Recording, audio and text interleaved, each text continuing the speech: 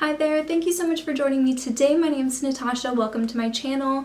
This is an empties video and I do this video every 2 months. So these are all of my makeup and beauty empties for the months of July and August. If you're a project planner, you know that sometimes if you have multiple projects happening, there comes like this peak point where you're doing really well in all of them and then all of a sudden you have all these empties all at once. Everything just kind of finishes one after the other, and that's what happened to me. I have 7 makeup empties and a tinted SPF, which I consider to be makeup. So that's 8 makeup empties that I have from the past 2 months. I hope to have just as many in my next empties update, which will be 2 months from now. I always start with makeup. I do have a handful of other products to throw in, like hair care, skincare, etc. But to start, I am going to pull everything out on camera with you and sort it into categories so you can get a little bit of a sneak peek of what I'm going to be talking about today. So let's just get started with that.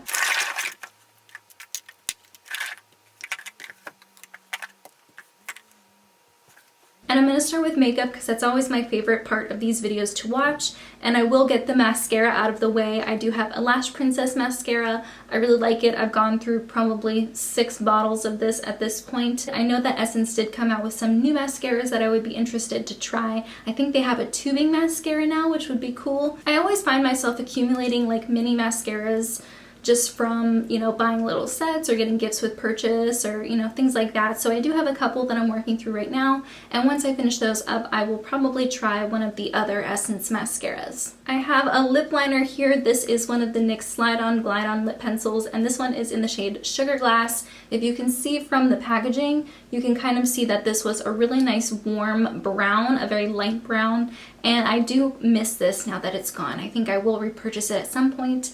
It's very similar to the Nude Suede Shoes shade, which I really like as well, but that one has a little bit more of a pinky, more like nudie undertone. This one is definitely a true brown. I'll try to work through some of my other lip liners in the process, but this is something I will most likely repurchase again. I really like the formula of these NYX lip pencils. They're my favorite formula. This is a foundation. It's a sneak peek for my next Project Pan update. I think I'll be talking about that in like a week. This is the e.l.f. foundation, the Flawless Finish foundation in the shade Light Ivory, and I remember using this a lot when I first got into makeup years ago, and I really was only buying stuff from e.l.f. and I remember really loving this foundation, and so I purchased it again during one of their half-off sales last year, and I do like it, but it's not my favorite anymore, and it doesn't feel like it used to.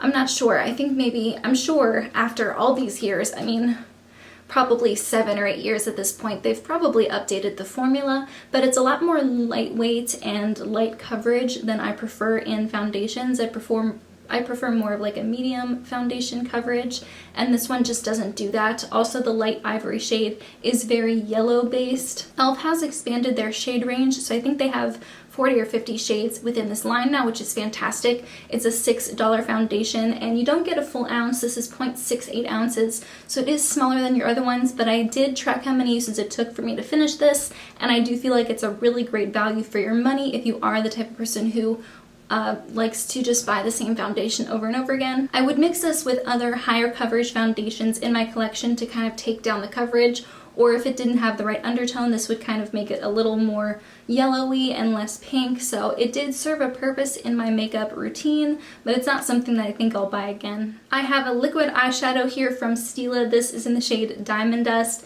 This is beautiful. I love this shade. It has both gold and silver elements to it. It's super sparkly. You can see this in action in my Maggie Rogers concert Get Ready With Me video. I did that a while ago, and I recreated Maggie Rogers' makeup that she wears whenever she performs, and she actually uses this exact product. I realized I also own it, and so I really like how that makeup look turned out. It was really fun. So I will have that linked either in the cards or the description box. It's gorgeous. I did revive it several times, and then I went back to use it again, and I realized that the color had changed dramatically. It was a lot more like grayish and not the silvery gold multi-dimensional shade that it usually is. So I figured that means it's probably time to go. I will consider that an empty, even though I didn't like use up every single bit of product in here. It's beautiful. I feel like everyone's kind of reaching the conclusion that these dry up too quickly unless you use it like every day. It's really hard to get your money's worth out of this. I think full price these are like $24. Sometimes they go on sale though. As gorgeous gorgeous as these shades are, I had one in Diamond Dust and then I had another one in Sea Siren, which was kind of like a purple, blue, pinky, shifty one. That was gorgeous as well. As much as I love these shades, I can't justify spending that much money on something that dries up as quickly as it does. And also, I don't wear like those types of shades all the time. I don't wear them every day, so even less willing to spend that much money on something that I don't get a ton of use out of. But it is gorgeous, and I'm glad to have been able to play with it even for a short while. I have a loose powder. This is from Hourglass. It is their translucent setting powder, the Veil, and I really hate the packaging of this. I think the packaging is garbage. I did end up using tweezers to pry this top thing off and then trying to go in and get like every last bit out of it, and I just feel like it's way too difficult to get product out. There's also a huge thing in the middle of the lid, so I couldn't pour it out into the lid and use it like that. So I would end up shaking it to get a lot of product in this middle here and then dumping it into a second container in order to use it more easily. I also just don't really think that this was a great powder. I've used cheaper powders that I think are even better than this. I think my mistake was using this as a setting powder and not as like a finishing powder. It does say setting powder in the description, but I think for someone with my skin type during this time of year, whenever it is warmer, I need a setting powder that's going to help keep me matte. And I think because this is supposed to have more of a satiny skin-like finish, I don't think that it serves the purpose that I'm looking for.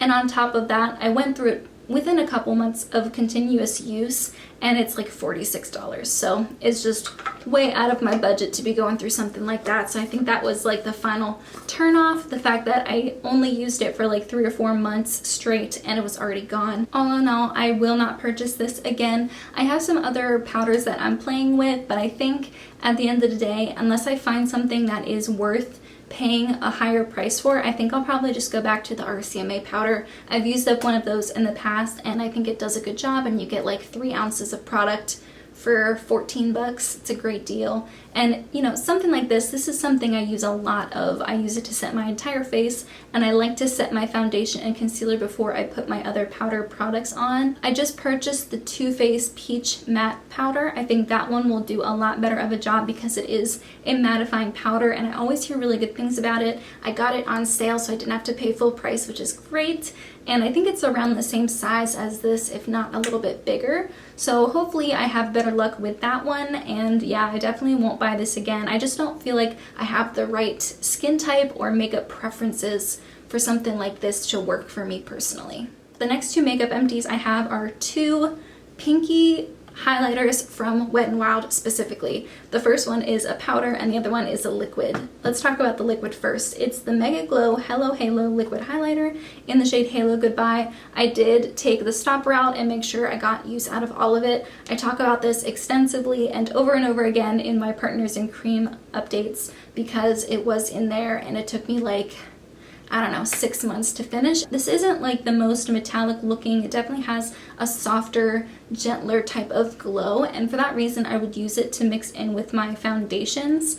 And I liked it for that, but it's not something that I'm necessarily looking for. I don't have any other products like that in my collection, and I don't find myself missing that type of product. So I'm glad to have used it up, and I'm surprised it's in a glass bottle, which is like really fancy, especially for such an affordable brand, but I'm not going to be buying it again. I don't need it. And the other one is a powder highlight. This is in the shade Blossom Glow. This one is empty as well, and the packaging did break, so I had to tape it back on, but that's fine.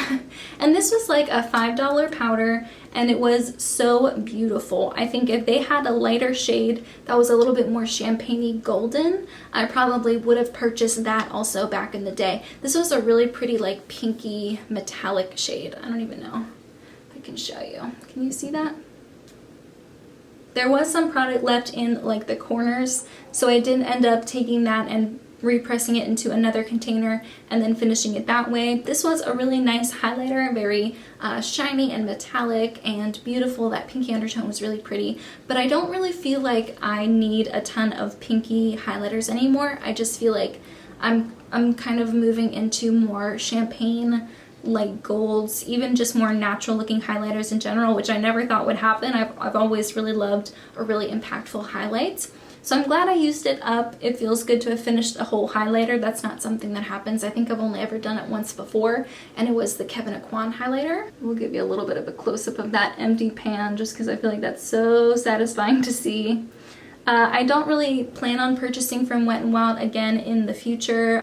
There's a lot of new information about the cruelty-free regulations and like the definition of cruelty-free. A lot of things are changing or coming to light, and I just don't really know anything anymore. So I can't say, oh, I'm not supporting them because they're not cruelty-free anymore, because I don't know what's going on. But if we're just talking about the actual highlighter, I don't prefer this type of formula anymore, that really bright metallic kind of icy shade, and they don't have any lighter shades that have a golden undertone that I would prefer. So because of that alone, I don't plan on repurchasing, but I did really enjoy it while I had it. And my last makeup product is a tinted SPF, and this is from e.l.f. This is the Beauty Shield. It's SPF 50, and it was a tinted moisturizer, and it kind of had a weird like pinky undertone, so I wouldn't wear it as a foundation on its own because it just didn't really match me or the rest of my body at all.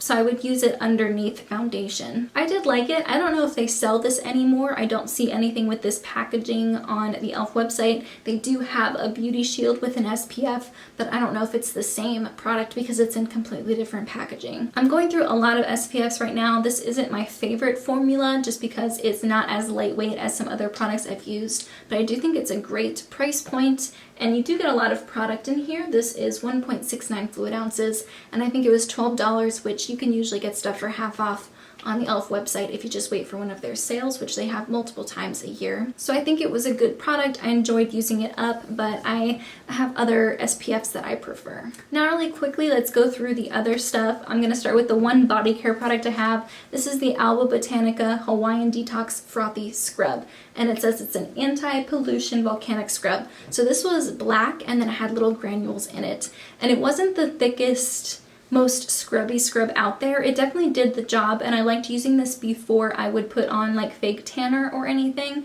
because it didn't leave any type of waxy or creamy residue. It would rinse off clean. So if you wanted to feel moisturized after you did it, you had to put your own cream on later, which I would prefer. This is what, 9 ounces, and I think it was under $8, maybe $9, and I got it from the Vitacost website. The next time I make a Vitacost order, I will most likely pick something like this up. It's not the most scrubby thing out there. If you're looking for something that's more scrubby, that doesn't leave a residue, I would recommend the Giovanni Hot Chocolate Scrub. I just saw Sarah Rose talk about that in one of her empties or one of her favorites videos or something, and I remember I used up one of those a long time ago, and I just never thought to repurchase it. So the next time I make a Vitacost website, I might grab another one of those too. But this is also really good. Now for hair care, I have 4 hair care products, and they're all conditioners.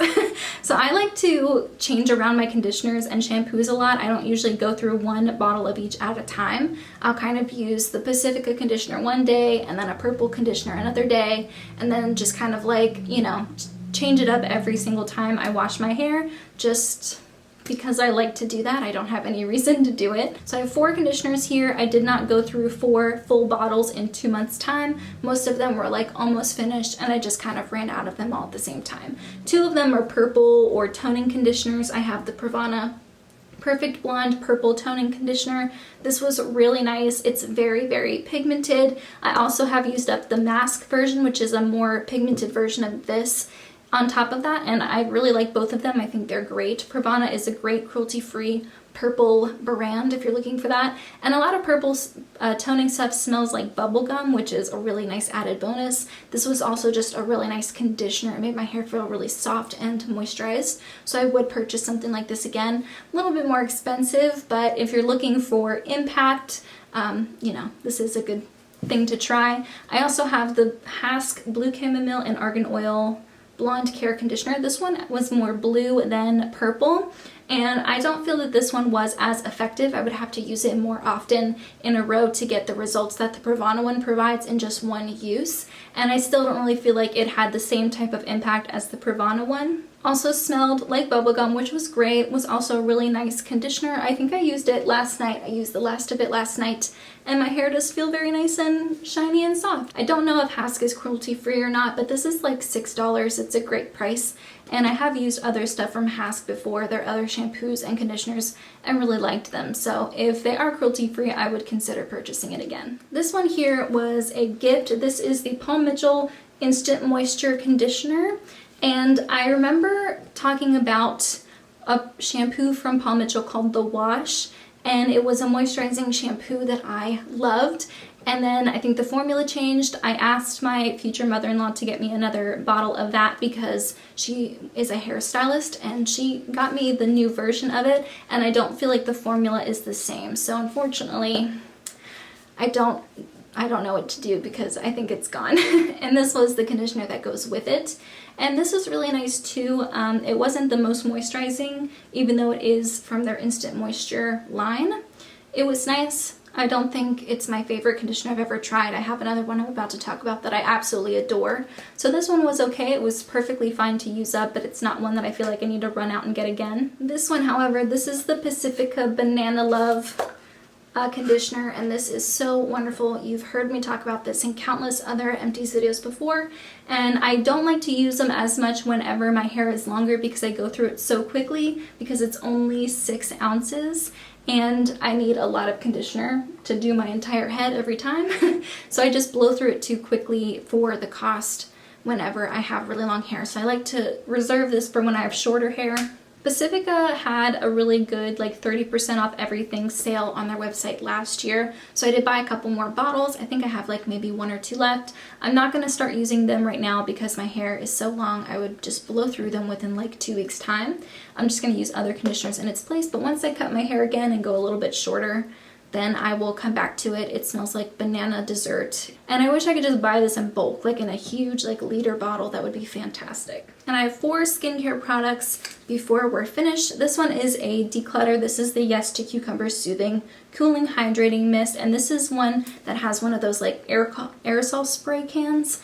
And I don't like this at all. I bought this years ago and I hate it so much that I don't want to finish it and I just want to throw it away. I'm sure it's expired at this point anyway. This is so sticky. You put it on your face, and I like to use sprays like this to mix in with my moisturizer. And when I put it on and then put moisturizer over, my face is still sticky. It's really heavy and gross, and I don't like how that feels at all. It also smells really strong. You'd think cucumber would be nice and soothing and kind of spa-like or watery. This one is just like super scented, super fragrant. I don't like that at all. And also the sprayer is so out of control. You can try to just get your face, but it's going to get everywhere. It's going to get in your hair. It's going to get in your ears. It's just going to get all over your clothes, everywhere on the floor. Just so messy. I don't know how I can salvage this in any way, so I'm just going to get rid of it. Goodbye.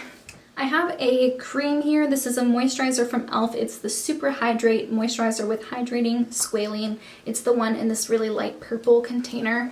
And I purchased this because I was under the impression that this would be even more moisturizing than the Hello Hydration or the Holy Hydration cream from e.l.f., which I really love and I use all the time, every day. I wore it today. This one is a clear gel, and I don't think it's as moisturizing as the other one. I'm not a big fan of gel moisturizers, so I should have done more research before I purchased this. I use this kind of as a serum, so I would use this on my face. I would spray my face, put this on, and then put a moisturizer on top of that. So I used it in conjunction with moisturizers, and I think it was fine for that, but not necessary. I just don't really feel like gels are moisturizing enough for my skin type. If I had known it was a gel, I wouldn't have purchased it, and I won't buy it again, even though the packaging is really cute and very luxurious looking. And the last 2 products I have are face cleansers. I talk about these all the time. I usually have one of these e.l.f. daily face cleansers in my Empties every single time. And then this one is the Ulta Beauty Skin Soak Foaming Cleanser with hyaluronic acid and green tea extract. I love both of these. I purchased them multiple times. I use the e.l.f. one pretty much every day because it's just super cheap. I think I pay like $2 for this. And then the Ulta one I use every once in a while when I want to change it up. I think they're both great. I think even though it's a foaming cleanser, it's very, very gentle and not super stripping. And yeah, I think they're both great and I would repurchase both of them. So those are all of my empties for the next 2 months. Super pumped to be working out so much makeup. Being able to show you an empty lip pencil and a setting powder and 2 highlighters. Those aren't products that I use up all the time, so it's exciting to be able to share those with you. Let me know if you've used up anything exciting recently, but in the meantime, that's everything I have. Thank you so much for joining me, and I'll see you in my next video. Bye guys!